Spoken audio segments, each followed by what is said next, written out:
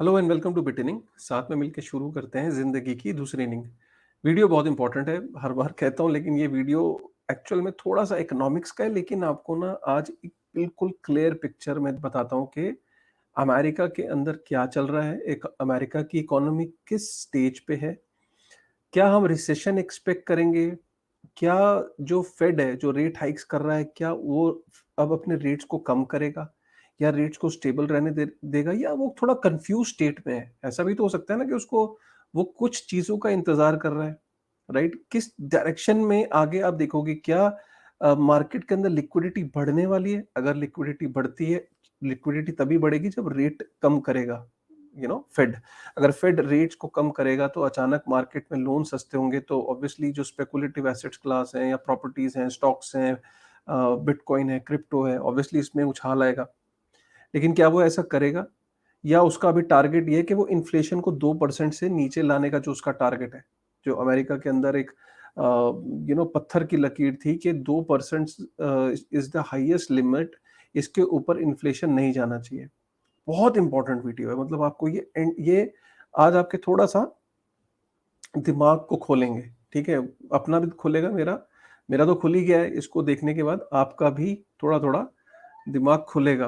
तो वीडियो को लाइक जरूर कर देना अगर वीडियो पसंद आए। बहुत मेहनत से रिसर्च करने की बनाने की कोशिश करते हैं, तो अगर वीडियो पसंद आए तो प्लीज वीडियो को शेयर कर देना। ठीक है, चलो लेट्स गेट गोइंग। ठीक है, सबसे पहले बात करते हैं कि ये वाली स्क्रीन से बात करते हैं। ठीक है, आप ये देख रहे होगे कि इन्फ्लेशन, ये आपका हो गया सितंबर, ये हो गया आपका अगस्त। अगर हम अगस्त के अंदर देखें, 2022 में इन्फ्लेशन था 8.3%, 8.3%। 8.3% इन्फ्लेशन जो था वो था अगस्त के अंदर। एक यूएस जैसी इकोनॉमी के लिए ऑलमोस्ट 8.3% का होना ये बहुत बड़ी बात है, भयानक है। मतलब जिस देश का टारगेट 2% रहा हो इन्फ्लेशन का, वहाँ 8.3% बहुत ज्यादा है। ये ऑब्वियसली होना भी था क्योंकि 2020 के बाद से अमेरिका ने टोटल जितना उनका डॉलर छपा है उसका 38-39% डॉलर उन्होंने 2020 के बाद छापा है, वो कोविड के बाद। इतना बड़ा पैसा जब आप छापते हो तो ऑब्वियसली मार्केट के अंदर इन्फ्लेशन का ये विकराल रूप होना ही था। अब उन्होंने अपनी बैलेंस शीट को इतना बड़ा कर लिया, अब उसको जब वो स्क्वीज करने लगे तो स्क्वीज कैसे करेंगे? जब आप उसके रेट बढ़ा दोगे, लोन को महंगा कर दोगे, तो लोग मार्केट में लोन नहीं लेंगे। राइट, जब लेना मुश्किल हो जाएगा, महंगा हो जाएगा, तो आप लिक्विडिटी को स्क्वीज कर देते हो। जैसे पानी गिरता है तो उसको स्पंज डाल के पानी को सोखते हो, तो लिक्विडिटी को, जो एक्स्ट्रा आपने जो इतना पैसा प्रिंट करके इकोनॉमी में छोड़ा है, जिससे चीजें महंगी हो रही हैं, क्योंकि लोगों के हाथ में जब पैसा ज्यादा आता है तो लोग, कंज्यूमर जो है वो डिमांड करता है, चीजों की बाय करता है। तो आपने वो जो पैसा छोड़ा था, वो पानी को जब आप स्पॉन्ज से स्क्वीज करते, तो आपका टारगेट क्या था? आपका टारगेट था इन्फ्लेशन को 2% में लेके आना। पहले आपने पैसे को प्रिंट किया बहुत शॉर्ट टर्म में। अब आपने क्या करा कि आपने एक के बाद एक रेट हाइक्स किए, और आप रेट हाइक करते करते इन्फ्लेशन को आप डेफिनेटली नीचे लेते आए। और नीचे लाके अब जो जुलाई के अंदर जो लेटेस्ट रिपोर्ट आई, आप 3% पे जाके अटक गए। अब इससे नीचे प्रॉब्लम क्या है कि यूएस के अंदर ये डिबेट हो गई है कि अब 3% से नीचे लाना, मतलब 2% के रेंज में लाना इन्फ्लेशन को, ये ऑलमोस्ट इम्पॉसिबल है। इसको करने के लिए प्रोबेबली और रेट हाइक्स करने पड़ेंगे।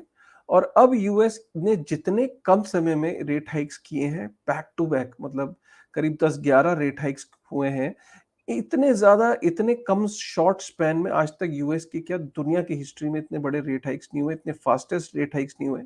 अब इसका इम्पैक्ट जो है, क्या वो एकदम आता है इकोनॉमी पे? नहीं, इसका इम्पैक्ट बाद में आता है, और वो हम उसी स्टेज पे खड़े हैं कि अब इम्पैक्ट आना शुरू होगा। कभी भी ऐसा नहीं होता है कि रेट हाइक कर दिए और इमीडिएटली उसका इम्पैक्ट आना शुरू हो गया, ऐसा कभी नहीं होता है। ठीक है, तो इसको हम इस वीडियो उसमें समझते हैं। मैं थोड़ा सा आपको स्टेप्स बताता हूँ।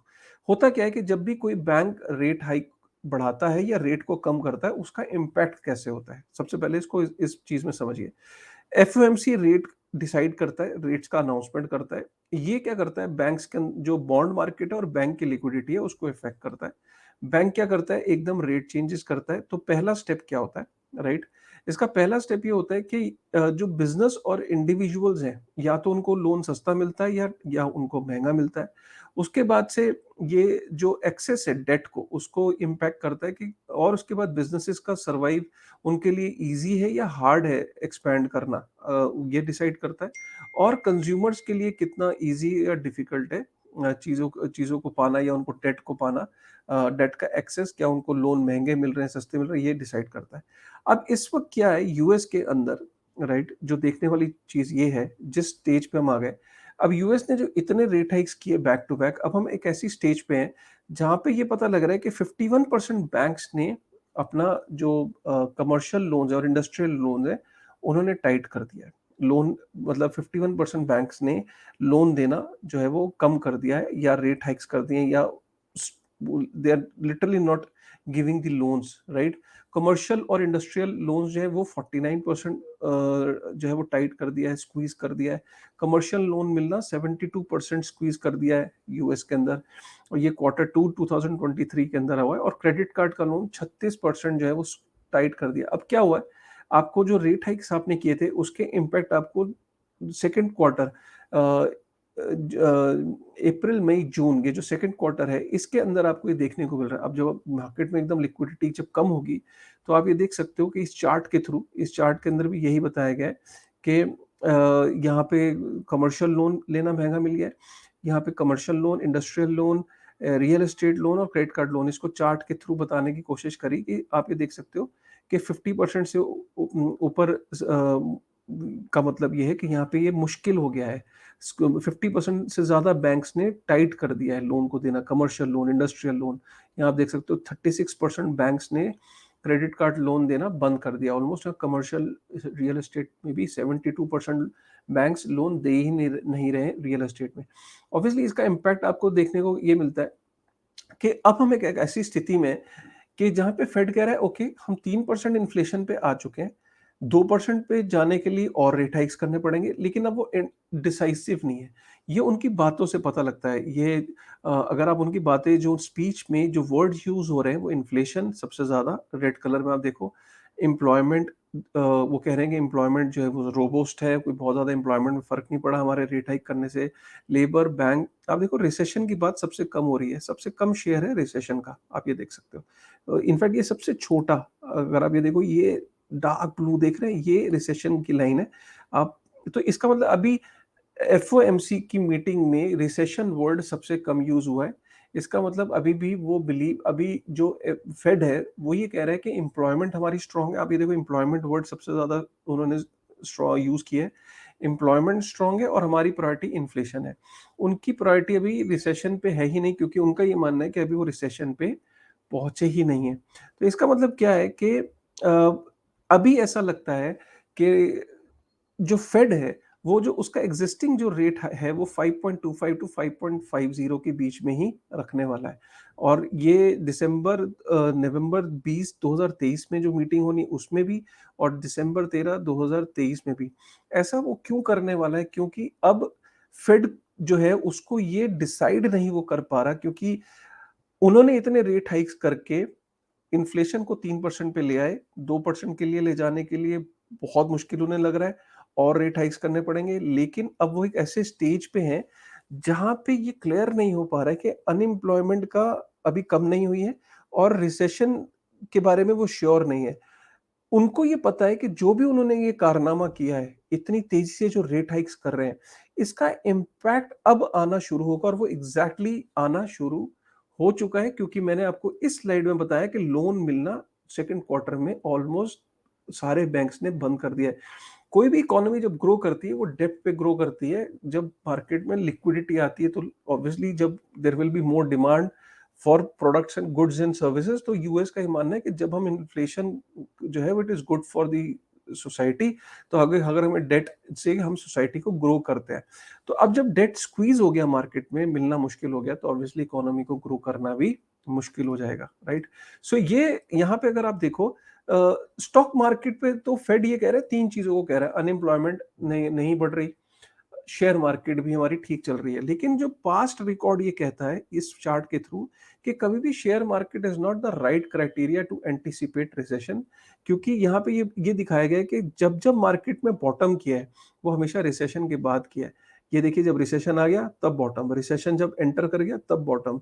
कभी भी रिसेशन को स्टॉक मार्केट प्रेडिक्ट नहीं कर पाई। हमेशा जब रिसेशन आ गया तब उसने अपना बॉटम बनाया। तो ये कहना कि स्टॉक मार्केट नहीं गिर रही है, अनएम्प्लॉयमेंट अनएम्प्लॉयमेंट का इम्पैक्ट अभी आना है, स्टॉक मार्केट का बॉटम अभी होना है, ये सारी चीज़ें तब होंगी जब मार्केट एक्चुअल में रिसेशन में चली जाएगी। अब रिसेशन में कब जाएगी? जब ऑब्वियसली मार्केट में लिक्विडिटी स्क्वीज़ हो जाएगी और उसका जब जो इम्पैक्ट है वो यहाँ धीरे-धीरे देखने को मिल गया। ये कितना बुरा इसका इम्पैक्ट होता है बिज़नेसेस पे, वो आपको अभी बहुत जल्दी देखने को मिल जाएगा। सो फेड एक बहुत ही कैच 22 सिचुएशन में है कि करे तो करे क्या? क्योंकि उनको ये इस टाइम रियलाइज़ नहीं, उनको ये फिगर आउट नहीं हो रहा है कि ठीक है 3% पे हम आ गए, अब आगे क्या? 2% उनकी चाहत है, लेकिन जितना पैसा वो प्रिंट कर चुके हैं, I think 3% is the new 2%। आप ये लेके चलो, यही होता है फिएट मॉनेटरी स्टैंडर्ड में। आपने एक बेंचमार्क रखा था 2%, अब आप उस 2% पे नहीं आ पा रहे हो, उसको लाने के लिए आपको बहुत सारी चीज़ों का सैक्रिफाइस करना पड़ता है। जब मार्केट के अंदर आप इंटरेस्ट रेट्स पहले कम करते हो, तो मार्केट में पंप करते हो, फिर इंटरेस्ट रेट ज़्यादा कर देते हो, मार्केट को स्क्वीज़ कर देते हो। इसी तरीके से ये हर साल सिस्टम चलता रहता है और एक दिन ऐसा आता है कि ये सिस्टम जो है उसको सस्टेन करना बहुत मुश्किल हो जाता है, क्योंकि अब होगा क्या कि अभी यूएस के अंदर अगर रिसेशन आता है तो ये it is going to create a lot of panic और उस रिसेशन से बचने के लिए अगेन क्वांटिटेटिव ईजिंग ही एक अकेला, पैसे को प्रिंट करना ही अकेला एक सॉल्यूशन बचता है यूएस के पास, राइट?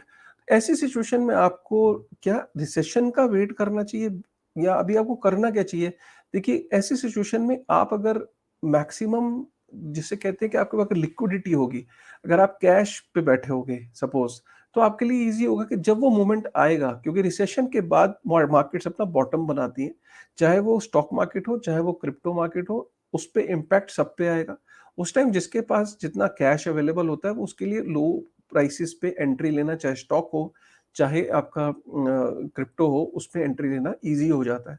तो ये हमने देखा है। तो अभी रिसेशन यूएस के अंदर नहीं आया है, बट आने वाले टाइम में क्लियर सिग्नल है कि उसके चांसेस, जो इम्पैक्ट इतनी सारी चीज़ों का, जो फेड ने इतने रेट्स बढ़ाए हैं, उसका इम्पैक्ट अब देखने को मिलेगा बहुत जल्दी। तो इसीलिए हमेशा सतर्क रहें, इन्फॉर्मेशन लेते रहें, कंज़्यूम करते रहें, ऐसे चैनल्स को देखते रहें, हमें सपोर्ट करिए। अगर आपको ये इन्फॉर्मेशन, ये नॉलेज, ये थीसिस पसंद आई तो प्लीज़ लाइक करिएगा, शेयर करिएगा और ऐसे ही वीडियो के साथ मैं फिर से आता रहूँगा। तब तक के लिए थैंक यू और डू गिव योर कमेंट्स कि आपको ये वीडियो कैसा लगा और प्लीज़ सब्सक्राइब और बेल आइकन प्रेस किए बगैर मत जाना, ठीक है ना? ये मेरी एक आपसे रिक्वेस्ट है। Thank you very much.